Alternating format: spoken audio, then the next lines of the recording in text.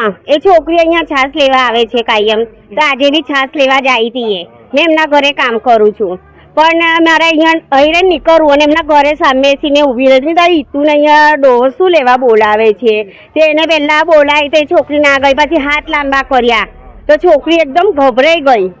તો એટલે પછી એકદમ છોડીને છોકરી ઘેર આવીને કીધું એની મમ્મીને કે મમ્મી કે મને અંકલે આવું કર્યું કે છે. મેં તો હા, મેં બી જોયું કે આ કાકા છે ને તો હાથ લાંબા કરીને એને બોલાવતા હતા. મેં કીધું મેં એને ભાભીને વાત એવી રીતના કરી. એ દુકાન ક્યાં આવી? એ સામે છે, આ બાજુમાં રહી દુકાન.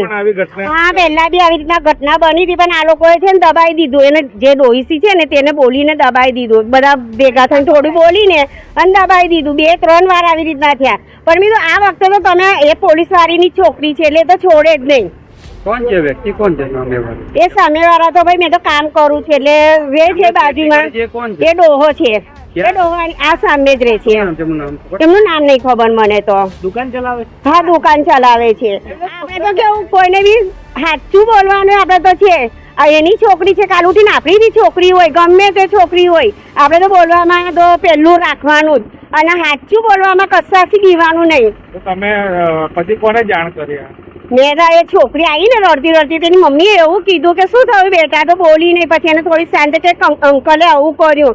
આંટીએ પછી ભાભી આયા દોડતા કે કેમ તું મારી છોકરીને બી છેડીને કર્યું. તો મેં એમની પછવાડ આવી. મેં તો આ કાકો એવો જ છે. મેં કીધું એને મારો. મેં કીધું હવે એને મારો એટલે એને બરાબર નો મારો એને.